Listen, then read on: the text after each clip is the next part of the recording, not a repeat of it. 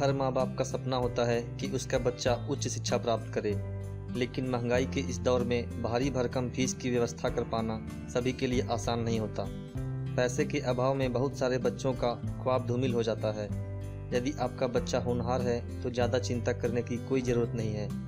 आजकल सार्वजनिक एवं निजी क्षेत्र के लगभग सभी बैंक आसान शर्तों पर एजुकेशन लोन मुहैया करा रहे हैं। इसके जरिए आप भी अपने बच्चे के करियर को पंख लगा सकते हैं। नमस्कार दोस्तों, मैं हूं ध्रुव भदानी और स्वागत है आपका हमारे चैनल स्मार्ट वे में। आज के वीडियो में हम बात करेंगे एजुकेशन लोन के बारे में, लेकिन आगे बढ़ने से पहले आपसे एक छोटी सी रिक्वेस्ट कि अगर आपने अभी तक हमारे चैनल को सब्सक्राइब नहीं किया है तो सब्सक्राइब कर लें, ताकि हमारे आने वाले वीडियो की नोटिफिकेशन आपको मिलती रहे। तो चलिए शुरू करते हैं।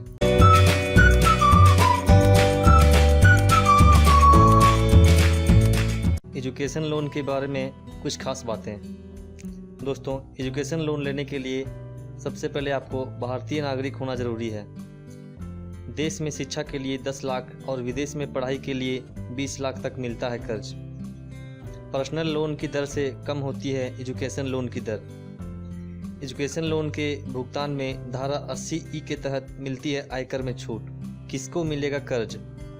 एजुकेशन लोन के लिए पहली शर्त यह है कि छात्र भारतीय नागरिक हो तथा उसने भारत या भारत के बाहर किसी उच्च शिक्षण संस्था में प्रवेश प्राप्त कर लिया हो। मान्यता प्राप्त विश्वविद्यालय में उच्च शिक्षा के लिए ऋण आसानी से मिल जाता है। बैंक कोई भी कर्ज देने से पहले उसकी वसूली सुनिश्चित करते हैं, इसीलिए कर्ज ऐसे लोगों को ही दिया जाता है जो इसके पुनर्भुगतान की क्षमता रखते हों। एजुकेशन लोन का भुगतान छात्र के अभिभावक कर सकते हैं अथवा पढ़ाई पूरी करने के बाद छात्र भी इसकी अदायगी कर सकता है। शिक्षा लोन के लिए बैंक गारंटर की मांग कर सकता है। कितना मिलेगा लोन? घरेलू संस्थानों में शिक्षा प्राप्त करने के लिए 10 लाख रुपए तक का ऋण ले सकते हैं।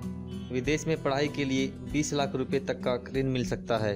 आप फीस के साथ साथ अतिरिक्त खर्च जैसे हॉस्टल का किराया, परीक्षा, पुस्तकालय, प्रयोगशाला, किताब आदि खर्चों को भी शामिल कर सकते हैं।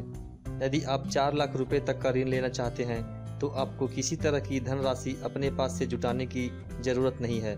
यदि ऋण की राशि 4 लाख रुपए से अधिक है तो कुल ऋण की 5% धनराशि मार्जिन मनी के रूप में देनी होगी। यदि आप विदेश में पढ़ाई के लिए ऋण ले रहे हैं तो कम से कम 15% रकम का स्वयं इंतजाम करना होगा। जरूरी कागजात: आप जिस बैंक से लोन ले रहे हैं वहां जाकर निर्धारित फॉर्म भरना होगा। इसके साथ आपको photograph, identity proof, residence proof, माता पिता का इनकम प्रूफ, हाई स्कूल और इंटरमीडिएट की मार्कशीट लगानी होगी। इसके अलावा जिस संस्थान में आप पढ़ाई करने जा रहे हैं उसका एडमिशन लेटर और पाठ्यक्रम की अवधि का प्रूफ जमा कराना होगा।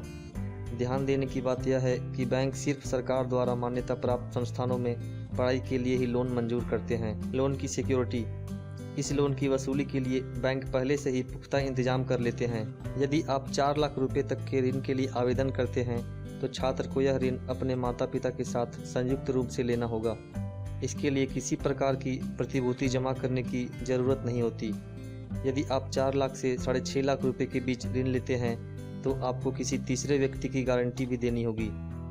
यदि ऋण की राशि 6.5 लाख से अधिक है तो बैंक आपको कोई संपत्ति बंधक रखने के लिए कह सकता है। इसके लिए प्रॉपर्टी के कागजात, FD, जीवन बीमा का बॉन्ड जमा करा सकते हैं। कितना लगेगा ब्याज? एजुकेशन लोन प्रायः पर्सनल लोन की तुलना में सस्ता पड़ता है। हालांकि ब्याज की दर लोन की राशि पर निर्भर करती है। विभिन्न बैंकों की ब्याज दरों में भी 2 से 2.5% तक का अंतर हो सकता है। फिलहाल बैंक 9.70 से 12.60% की दर पर एजुकेशन लोन मुहैया करा रहे हैं। आपको कर्ज की किस्त कोर्स खत्म करने के 1 साल बाद या फिर नौकरी लगने के 6 महीने के बाद शुरू करनी होगी। इस ऋण का आपको 15 साल में भुगतान करना होगा। बैंक फिक्स्ड और फ्लोटिंग दरों का विकल्प देते हैं। भुगतान के विकल्प: इस लोन की वसूली के लिए बैंक कई विकल्प देते हैं। पहला विकल्प यह है कि आपने जिस कोर्स में प्रवेश लिया है उसकी समाप्ति के बाद कर्ज का भुगतान कर सकते हैं।